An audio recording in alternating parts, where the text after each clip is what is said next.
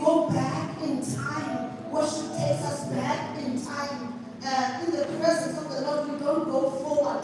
We go back, we go to before I formed you in your mother's womb. That is the time that we want to go to and go and plug into that time so that we take what is ours in that time and bring it into the future. Therefore, worship allows us that opportunity to time travel. We get lost into the presence of the Lord and we speak a language that we don't understand because we have stepped into a place and we come in there and we find ourselves saying, and we find ourselves speaking a language out of the blue from thinking thoughts 5 minutes ago. But when you step into this place and you get in there and you speak a language that you don't know, therefore worship is such a blessing to us. That's why I am blessed today to be sitting in the presence of God. There is so much presence, and I hope that we are feeling the presence. God is setting us up. We are poised for a revival. We have been calling for a revival for too long, but the Lord has poised us for a revival. A revival comes in pain. A revival is birthed in pain. When we speak of gender-based violence, it is pushing us towards the revival. Revival speaks of pain. It is a word, a Greek word called V-A-H-Y, which means balancing the scale. When the Lord sends a revival, is balancing the scales.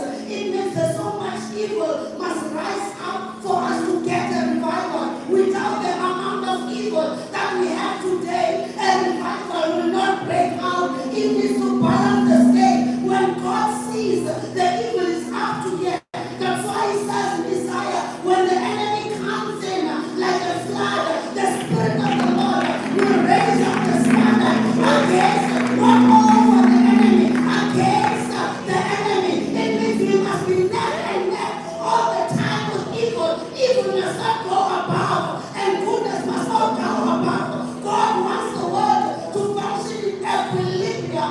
The keyword in equilibrium is equal. It means everything must be equal. Evil must be equal to good for a revival to break out. Therefore, these times of gender-based violence are setting us up for a revival. They're not going to balance the scale. There can't be too much good. There can't be too much evil. That's why he says in Matthew that the weeds must grow up with the wheat until the time of the harvest. The evil must grow up with good. If we think that church is going to overcome evil, we are fooling ourselves. It says in the word, the devil is moving along amongst us. He's like a roaring lion. He's still here. Therefore, we are not going to conquer until the time of the harvest. What we need to do is to match up to what the enemy is doing. If there are 5 Sheckemites in your street, there needs to be 5 churches in your street. And when we criticize, there are small churches that are rising up everywhere. We are missing the point. We need to match up the Sheckemites. If there are 20, we need 20 churches. If there's 5, in your church is 12 and good. 5 times 20, it's a number in the kingdom of God. We are looking the kingdom of darkness smaller and smaller and smaller. We can't be having a mindset that fights against ourselves. If somebody wants to raise a church, buy speakers for them, let them go. Because the Sheckemites are everywhere. It's fine balancing the scales. Therefore, their brothers, their churches. Lord have mercy. I bring to you the wonderful name of Jesus' name. Go to be in the presence of the Lord. Blessed to be here tonight. What a time we've had in the presence of the Lord in time of worship. You guys rock.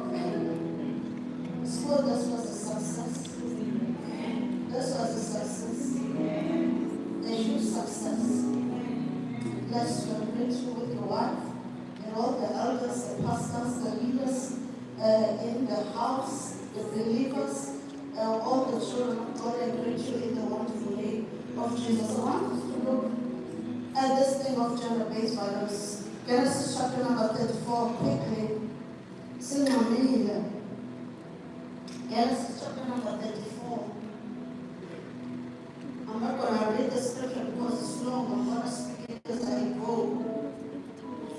We are talking about gender-based violence in our country. You know, I deal with women all the time. I deal with rape survivors particularly. And I found that in our country we don't have a problem of men rapists. We have a problem of serial rapists.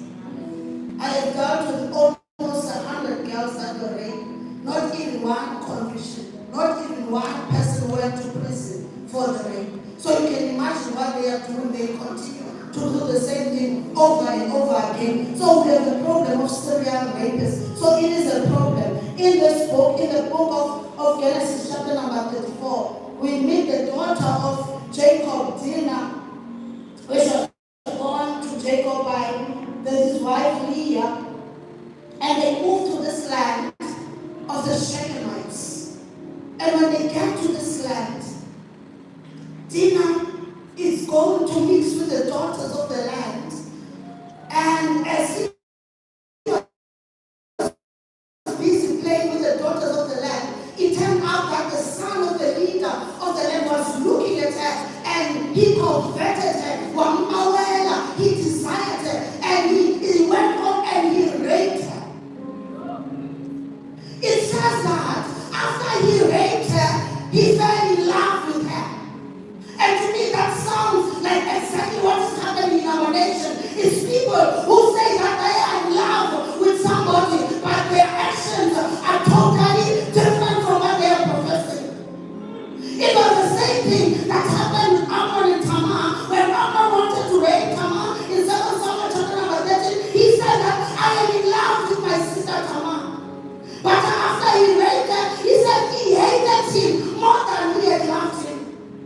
Therefore, it's people that say that they love people and they end up hating them at the end. Therefore, she is raped by this man, Ammon. And after he raped him, he says to his father, I am in love with this girl. Therefore, he asked the father to go to Jacob and says to Jacob, I want to marry your daughter. The sons of Jacob were not at home at the time, so they come and they get the report that our daughter Tina has been raped by Tamar, the son of Shechem, but he wants to marry her. They get angry because their father understood what was happening. There's a problem with the fathers that at some point they become softer and they don't understand. Therefore God raises young men like us all that will be violent against gender-based violence. Fathers become soft. It's a nature of a father. As you grow older, you become softer. Therefore Jacob understands and he wants to give away his daughter. It was the same thing with David. When Tamar was raped, David never said a thing. Absalom had to take things into his hand because his father was quiet about what had happened. Therefore, unless the young men in this room today stand up and take and do something and raise a violent spoil and raise a violent generation and take the woman by force from the hand of the enemy. Amen. It's not going to be women. I'm not even much. Why should I march? Why should it be men that are marching against me? It was set in PE when the Omatoso case was going on. It was women filling that place and marching. Where were the men? It should be men that are filling this court and are marching, but it's women that appear. I don't understand that you will be wounded and still have to heal your own wound. Does it make sense? A doctor should come and heal your wound. Therefore, the men need to stand up. Therefore, Dinah is right. The sons of Jacob, they come back. Their father is understanding this mess, and they don't understand. Simeon and Levi decide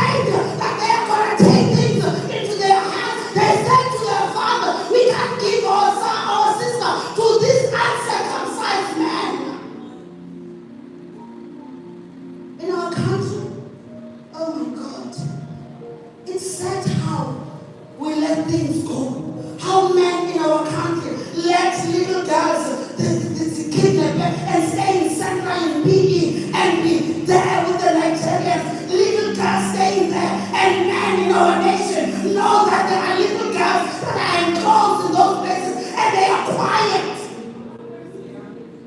Simeon and Levi, they are enraged by what has happened to their sister, and they are saying, we are not going to let these uncircumcised men take our sister. Therefore, they must circumcise.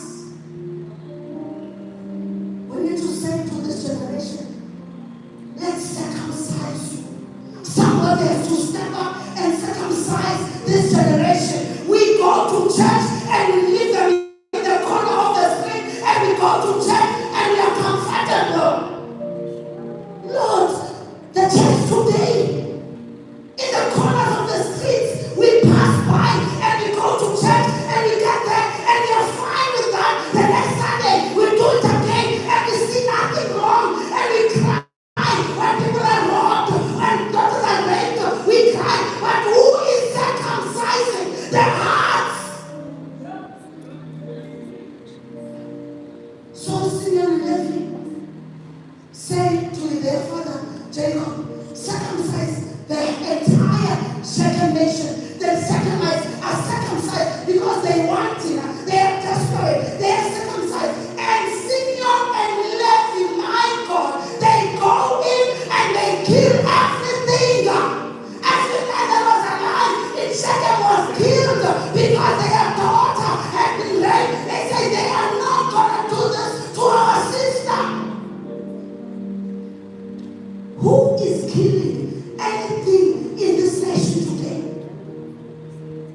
Are we going to sit and come and stand like this and talk about this and do no action on Monday? What are the men doing? What are we killing against gender-based violence? If I may give a mic to any man in this house and ask them, what have you killed against gender-based violence? Do you go to prison and sit with the man that are incarcerated and find what went wrong? So, Simeon and Levi, they kill the Sheckemites. And Jacob is not happy because he says they are going to make him a snare in the sand. Genesis 49. Jacob rejects Simeon and Levi. He says, let me not enter their council because their sweats are full of blood. He rejects them because they killed somebody. But look at what God says in the book of Numbers, chapter number 3, from verse number 5 and 9. God says to Moses, he said, go and take Levi and give him to Aaron and let him serve in the house of the Lord, and let the one that was rejected by his father because he has killed. God says, I am looking for young men who have their hands bloody, who know how to kill the demons that need to be killed. I am tired of cliche men.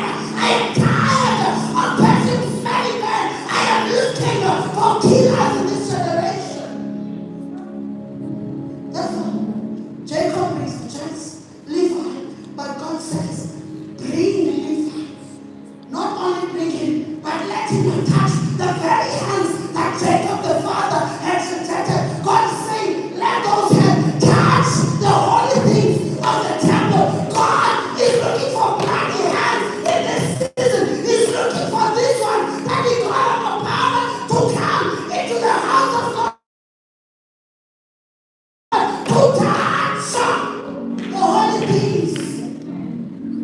But how will they come if nobody's standing there? Men, we cannot pass young men on the streets and come into church and be fine with that. You know what the Lord said to me? The Lord is saying he's raising women in this season, in the church. If you listen to women preach, you'll be shocked at the revelation in women. And God said to me, I am raising women because men have been comfortable in church, sitting in churches full of women and not going out and taking men and bringing them into the church. There will be 5 men against 100.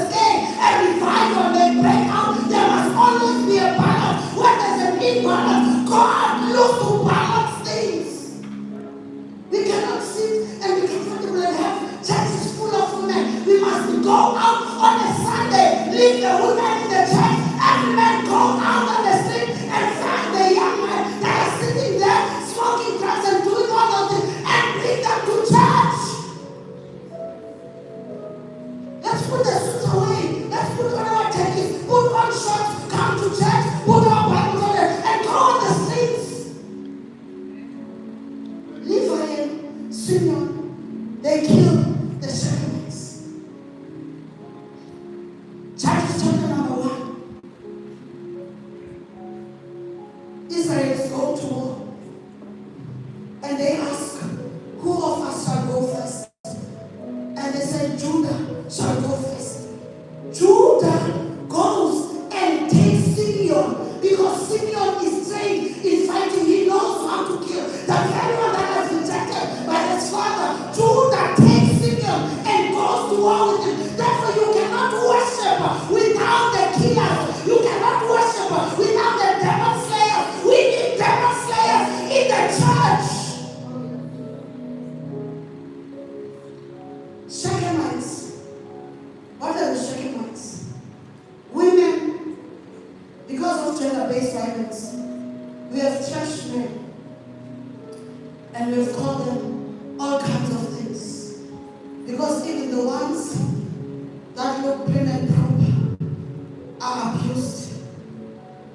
We see divorce out of nowhere because there's been fermentation that has been going on, and now the floor has rot, and now we see the result of years of people being abused. So we have fresh men. Shechem means a portion, a part of. Therefore, it's not every man that is a problem. It's a part of. We need to identify the Shechemites and not trash every man, because the one that you are trashing is your son. The one that you are trashing is your daughter, is your husband. The one that you are trashing is your brother. Therefore, we cannot bind men and say they are trash. We need to identify the Sheckemites. If you are here and you have not received Jesus Christ as your Lord and Savior, don't leave this place without that opportunity. Don't become a Sheckemite. Don't become the one who's known for abusing and raping. Don't be known for one who's stealing phones from grandmas. My mother was in 2 weeks ago. They were pointed at guns. My grandmother is 92 years old. The 5 young men came to their house at midnight and pointed a gun. They put a gun at the head of my 92-year-old grandmother. We need to identify the Sheckemites. Let's stand. No fire is going to kill me.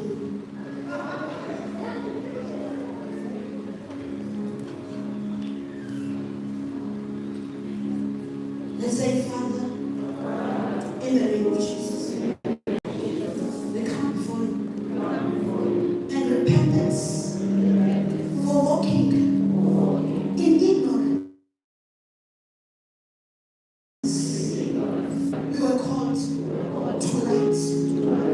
Forgive us for ignoring the Holy Spirit when He whispers about your people.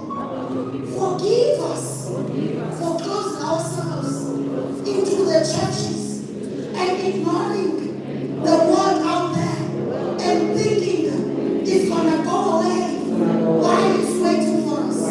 Forgive us, dear Lord. Thank you, Jesus.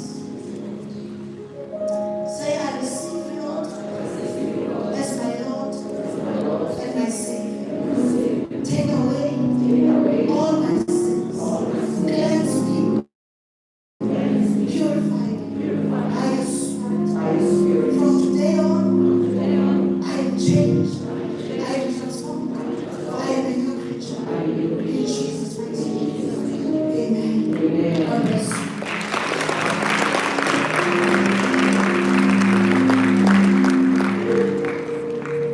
Thank you very much. This is going on meeting.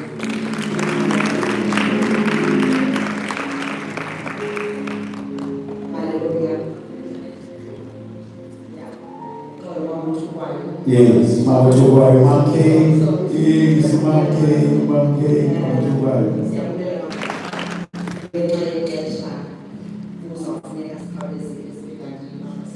Yes, it's all.